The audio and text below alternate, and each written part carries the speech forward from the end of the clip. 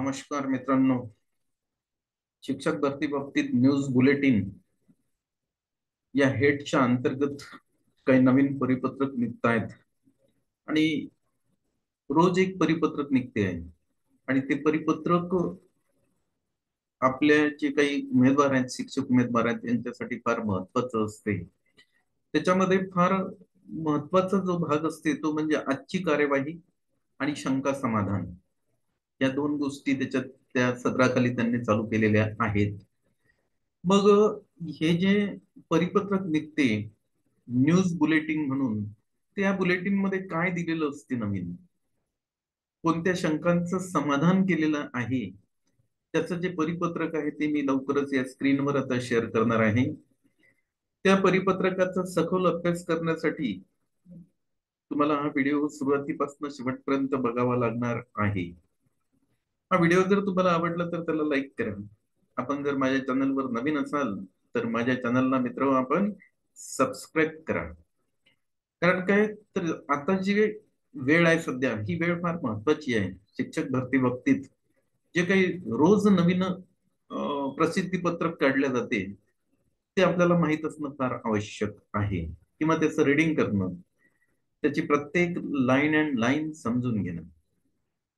या अगोदर मी या अगोदर जे प्रसिद्धी पत्रक त्यांनी काढलं होतं त्याच्यामध्ये त्यांनी एक शब्द वापरला होता की 6 ते 8 साठी व्यावसायिक पात्रता डीएड सह बीएड.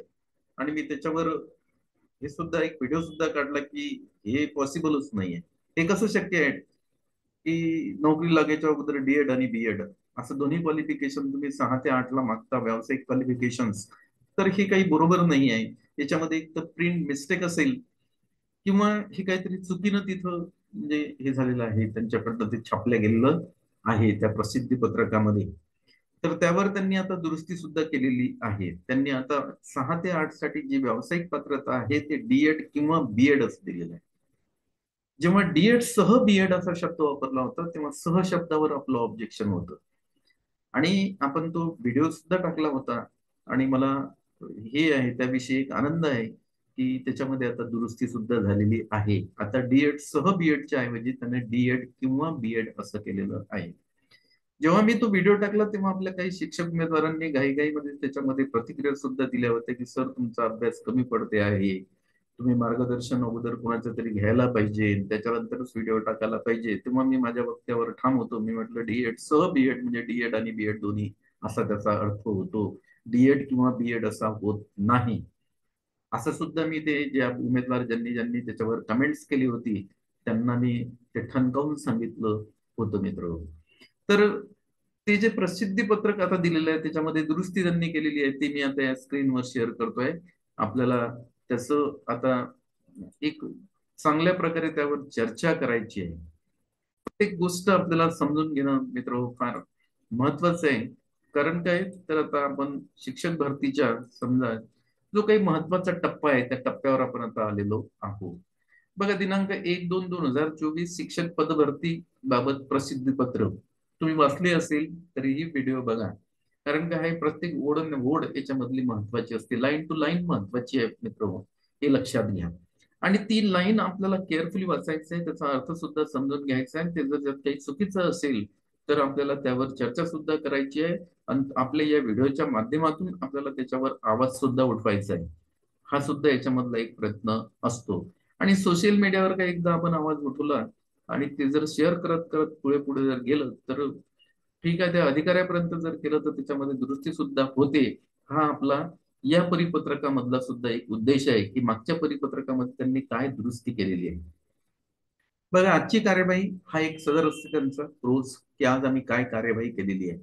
शासन पत्र दिनांक 25/1/2024 अन्वये जिल्हा परिषदच्या जाहिरातीची कार्यवाही तसेच ज्या शैक्षणिक संस्थांनी दिनांक 22/1/2024 पर्यंत पोर्टलवर नोंदणी करून आरक्षण विषयक माहिती नोंद केलेल्या खासगी शैक्षणिक संस्थांच्या जाहिरातीची कार्यवाही अंतिम निर्देश देण्यात आले होते. या दोन्ही प्रकारच्या व्यवस्थापनांना जाहिरातीची कार्यवाही पूर्ण करण्यात दिनांक 2/2/2024 पर्यंत अवधी देण्यात आला. म्हणजे कालपर्यंतचा अवधी होता. तो कशासाठी दिला होता, तर ज्या काही जाहिराती आहेत त्या जाहिरातीमध्ये काही दुरुस्ती असेल तर ती दुरुस्ती सुचवली होती, ती दुरुस्ती करण्यासाठी. आज दिनांक 1/2/2024 रोजी विभागाच्या विविध विषयावरील आयोजित व्हिडिओ कॉन्फरन्समध्ये उपरोक्त विषयाचाही आढावा घेण्यात आला व प्रलंबित असलेल्या जिल्ह्यांना दिनांक 2/2/2024 पर्यंत त्यांच्या स्तरावरील कारवाई पूर्ण करण्याच्या सूचना देण्यात आल्या आहेत. आता हे शंका समाधान हे सगळ्यात महत्वाचं होतं. याच्यावर आपण व्हिडिओ टाकला होता आणि याच्यावर आपण ऑब्जेक्शन सुद्धा घेतलं होतं. सेमी इंग्रजीसाठी डीएड इंग्रजी माध्यमातून उत्तीर्ण होणे आवश्यक आहे, हे बरोबर आहे, मी याच्या अगोदरही म्हटलं होतं. तसेच इयत्ता 6वी ते 8वी गटातील पदांसाठी व्यावसायिक अर्थ डीएड किंवा बीएड, बघा आता इथं हा शब्द नवीन, याच्या अगोदरच्या परिपत्रकामध्ये त्यांनी डीएड सह बीएड टाकलं होतं, आता त्यांनी करेक्शन केलंय डीएड किंवा बीएड. म्हणजे आता 6 ते 8च्या गटासाठी जे व्यावसायिक पात्रता आहे ते डीएड किंवा बीएड लागणार आहे. याच्या अगोदरच्या परिपत्रकामध्ये त्यांनी डीएड सह बीएड केलं होतं आणि सह शब्दावर माझं ऑब्जेक्शन होतं. मी त्याच्यावर 2 व्हिडिओ बनवले होते आणि ते व्हिडिओ बनवल्यानंतर त्यांनी याच्यावर दुरुस्ती सुद्धा केली. आम्हाला सर्वात फार मोठा आनंद झालेला आहे या गोष्टीचा, की आपण जर एखाद्या याच्यावर शब्दावर जर ऑब्जेक्शन घेतलं तर ते तेवढीच त्याची काळजी सुद्धा घेतात आणि त्याचं दुरुस्त सुद्धा त्यांनी दुरुस्ती पत्रक सुद्धा काढलेलं आहे. बघा, इयत्ता 6वी ते 8वी गटातील पदांसाठी व्यावसायिक अर्थ डीएड किंवा बीएड अर्थ धारण करणारे उमेदवार पात्र आहेत, हे त्यांनी स्पष्ट आता इथं केलेलं आहे. म्हणजे 6 ते 8 साठी ग्रॅज्युएशन पाहिजे आपल्याला, शैक्षणिक पात्रता, आणि व्यावसायिक पात्रता ते डीएड असतील किंवा बीएड सुद्धा चालणार आहे. हे आपण इथं लक्षात घ्यायला पाहिजे. पुढे ते टीईटीचे आणि सीटीईटीचे विषयानुसारचे तुमचे जे पेपर आहेत ती सुद्धा तुम्ही दिलेली असणं आवश्यक आहे. त्यामुळे इयत्ता 6वी ते 8वी गटातील सेमी इंग्रजीसाठी डीएड किंवा बीएड इंग्रजी माध्यमातून उत्तीर्ण असणारे उमेदवार पात्र आहेत. त्यामुळे त्यांनी असं सांगितलंय की इयत्ता 6वी ते 8वी या गटासाठी सेमी इंग्रजीसाठी, आता सेमी इंग्रजीमध्ये काय येते, सेमी इंग्रजीमध्ये असं म्हणू आपण त्याच्यामध्ये की जनरली मी असं बघितलेलं आहे, सेमी इंग्लिश मध्ये मॅथ आणि सायन्स इंग्लिश मध्ये येते आणि मॅथ आणि सायन्स इंग्लिश मध्ये येते, म्हणजे इथं बीएससी चे उमेदवार बसतात आणि त्यांनी बीएड किंवा डीएड हे इंग्रजी माध्यमातूनच करायला पाहिजे असं त्यांचं म्हणणं आहे. तेच उमेदवार तिथं पात्र आहेत, ही आपण लक्षात घ्यायला पाहिजे.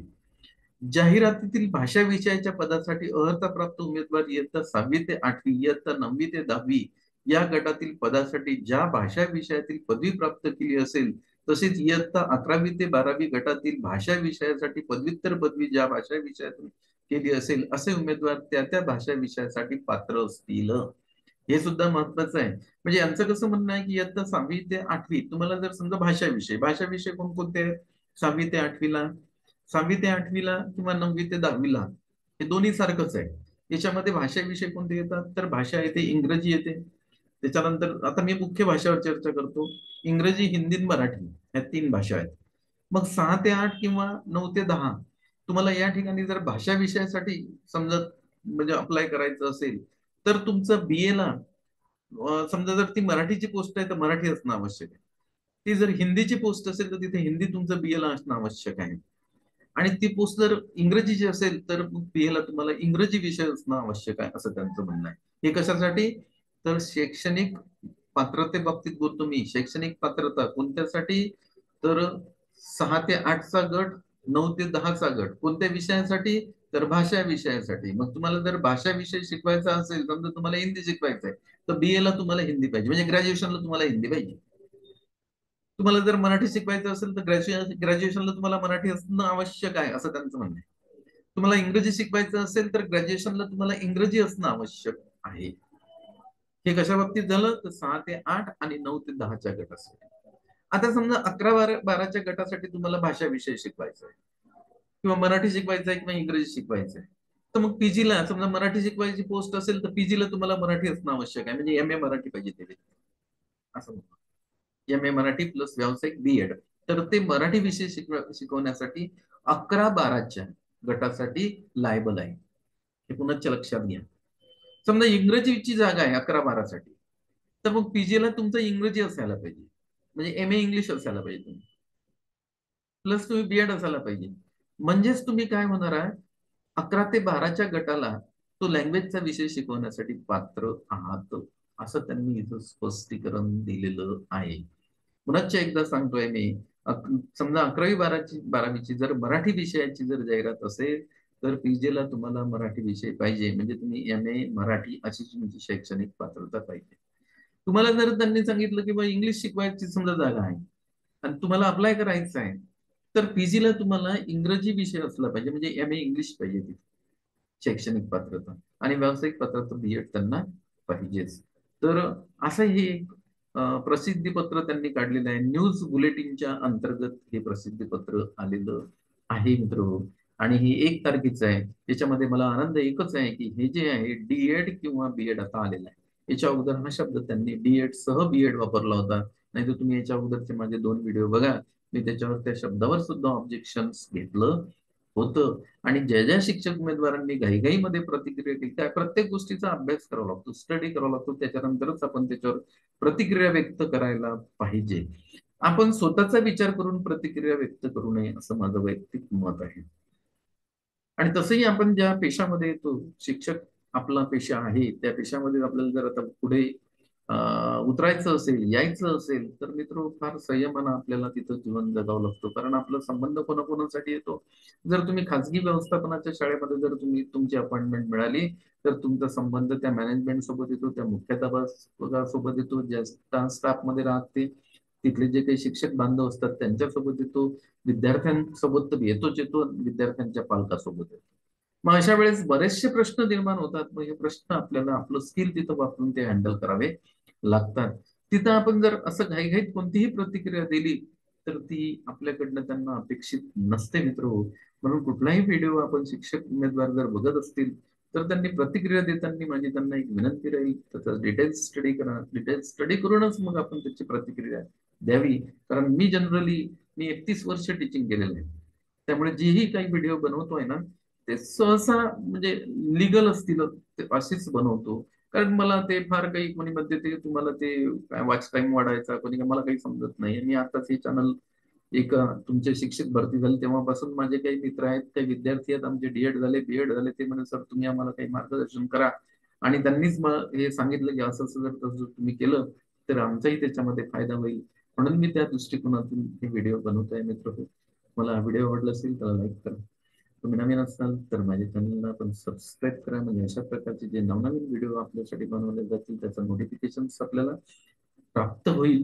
हे आपण लक्षात घ्यायला पाहिजे. आणि मी आता हे जे प्रसिद्धी पत्र आहे याला मी आता पूर्ण विराम देतोय, मी इथं थांबतोय. धन्यवाद.